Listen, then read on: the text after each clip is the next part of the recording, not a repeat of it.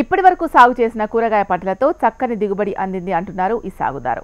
ఒక పంట పూర్తవగానే పంట మార్పిడి పద్ధతి ప్రకారం వేరే పంటలను వేస్తున్నారు.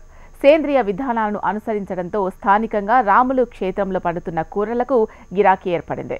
వినియోగదారులే ఇంటికి వచ్చి కూరగాయలు కొనుగోలు చేస్తున్నారు. ఇలా ప్రతిరోజు ఎంత లేదన్నా 1000 నుంచి 1500 రూపాయల వరకు ఆదాయం వస్తోంది అన్నారు రాములు. తోటి రైతులు ఈ విధానాల వైపు అడుగులు వేసేందుకు తన వంతు కృషి చేస్తారంటున్నారు.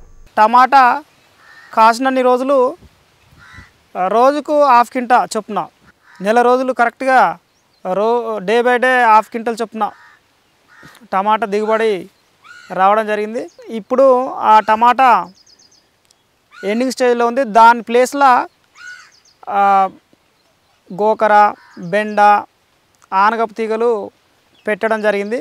ఈ బెడ్లు వేయడం 15 రోజులు ఏకదాటిగా వర్షాలు పడడం వల్ల ఈ బెడ్లలో 15 రోజులు నీళ్ళు ఉన్నప్పటికీ కూడా ఈ బెడ్లు వేసుకోవడం వల్లనే కొంత దిగుబడి తగ్గింది అనుకుంటున్నా నేనైతే. లేదు అంటే నేను చెప్పిన క్రాప్ కంటే డబల్ క్వింటల్ చొప్పున వచ్చేది బాగా ఖరాబ్ డ్యామేజ్ అయింది. మన కళ్ళకు కనబడ్డది, అది కూడా డ్యామేజ్ అయింది. లేదంటే మాత్రం టమాటా మీద నాకు మంచి ఆదాయం వచ్చేది ఉండే. దీనికి మొత్తానికి కూడా ఖర్చు మొదటిసారిగా చేయడం వలన నాకు ఒక 40,000 దాకా ఖర్చు వచ్చింది. సరే, ఇప్పుడు నాకు వచ్చిన ఖర్చుకు ఫస్ట్ క్రాప్ తోటి మా ఖర్చులకు పోగా కూడా దీనికి సంబంధించిన పెట్టుబడి వెళ్ళడం జరిగింది. ఇప్పుడు రెండో క్రాప్ కనుక తీస్తే మాకు నికరంగా ఆదాయం, ఎందుకంటే ఎలాంటి ఖర్చులు అంటే ఏం లేవు, ఓన్లీ విత్తనాలు కూడా అప్పుడు తెచ్చుకున్న విత్తనాలే ఉన్నాయి. ఆ విత్తనాలతోటి మాకు నికరంగా ఆదాయం మిగులుతుందని చెప్పి ఆశిస్తున్నా నేను. ఇదే విధంగా టమాటా కాకుండా బీర, కాకర, దోస కూడా అయిపోయే స్టేజ్లో ఉంది. వాటి ప్లేస్లలో కూడా మళ్ళీ టమాటా రీప్లేస్మెంట్ అంటే ఒకే దాంట్లో ఇప్పుడు కాకర ఉన్న దాంట్లో టమాటా పెట్టాలని డిసైడ్ చేసుకున్నాం. టమాటా ఉన్న దాంట్లో తీగజాతికి సంబంధించిన పెట్టాలనేది మార్పు చేర్పులు చేసుకుంటూ ఈ మల్చింగ్ డ్రిప్ కూడా ఈ క్రాప్ కూడా సంవత్సరం పొడుగుతో కూడా వస్తుంది అనుకుంటున్నాం మేము. మంచిగా నీట్గానే ఉంది. దానివల్ల మాకు నేను అనుకుంటున్నా ఒక 1,00,000 రూపాయల ఆదాయం రావాలని నేను అనుకుంటున్నా. సరే, నేను చేసిన దాన్ని బట్టి అది ఉంటుంది.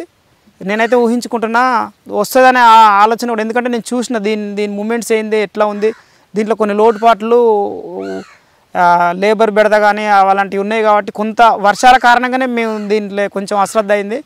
ఇప్పుడు అలాంటివి లేకుండా నేను కూరగాయలు ఇంతకుముందు వేసిన వాళ్ళతో సలహాలు తీసుకుంటూ వాటిని అన్నింటిని అధిగమించి ఖచ్చితంగా 1,00,000 రూపాయల ఆదాయం వచ్చే విధంగా చేస్తూ నాతో పాటు ఇంకొక 4-5 కూడా ఈ ఊర్లో కూరగాయలు పండించే పరిస్థితికి తీసుకురావాలనేది నా ఆలోచన.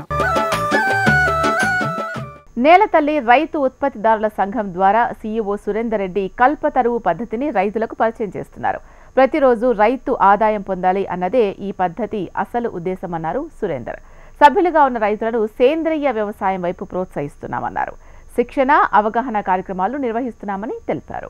నమస్కారం, నా పేరు కామిడి సురేందర్ రెడ్డి. నేను నేలతల్లి రైతు ఉత్పత్తిదారుల కంపెనీకి సీఈఓగా పనిచేస్తున్నాను. మా సంస్థ ఏర్పాటు చేసి 4 సంవత్సరాలు కావస్తుంది. ఇప్పుడు ప్రస్తుతం మేము 550 మంది రైతులను కలిగి ఉన్నాము. ఇది సిఎస్ఏ సంస్థ మరియు నాబార్డు సంస్థ ద్వారా ఈ నేలతల్లి ఏర్పాటు చేయడం జరిగింది.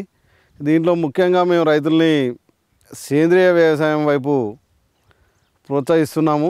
గత 4 సంవత్సరాల నుండి కూడా మేము రైతులకు సేంద్రియ వ్యవసాయంపై అనేక రకరకాల శిక్షణలు ఇస్తూ ఉన్నాము. అదేవిధంగా మన దగ్గర వచ్చేసి నిరంతర కూరగాయల సాగు, దీన్ని మనం కల్పతరువు అనేసి పిలుస్తున్నాము.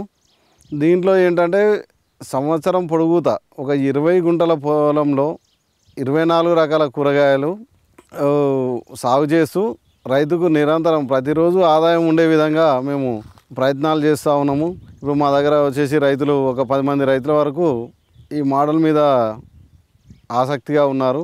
ఇప్పుడు మనం చూసినట్లయితే రాములు పొలంలో సుమారుగా 14 రకాల కూరగాయలు నిరంతరంగా ప్రతిరోజు వస్తున్నవి. ఇవి భవిష్యత్తులో పెద్ద సంఖ్యలో చాలామంది రైతులతో చేయించి వీటిని కూరగాయలు మార్కెట్ చేయడానికి ప్లాన్ చేస్తున్నాము. గతంలో మేము ఇక్కడ నుండి సింగపూర్ కూడా సేంద్రియ కూరగాయలను ఎక్స్పోర్ట్ చేశాము.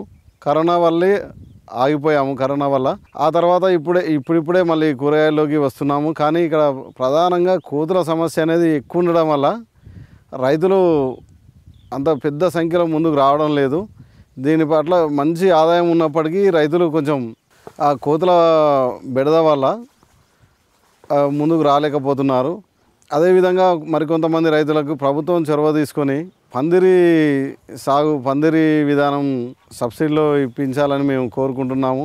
అదేవిధంగా ప్రభుత్వం కోతులపై ఏదైనా చర్య తీసుకుంటే ఇంకా వ్యవసాయం ఇంకా బాగుంటుందనేది మేము అనుకుంటున్నాము. అదేవిధంగా మన ప్రభుత్వం చొరవ తీసుకొని రైతులకు సేంద్రియ వ్యవసాయంపై మరింత సలహాలు, సూచనలు, సహకారం అందించాలని కోరుకుంటున్నాను.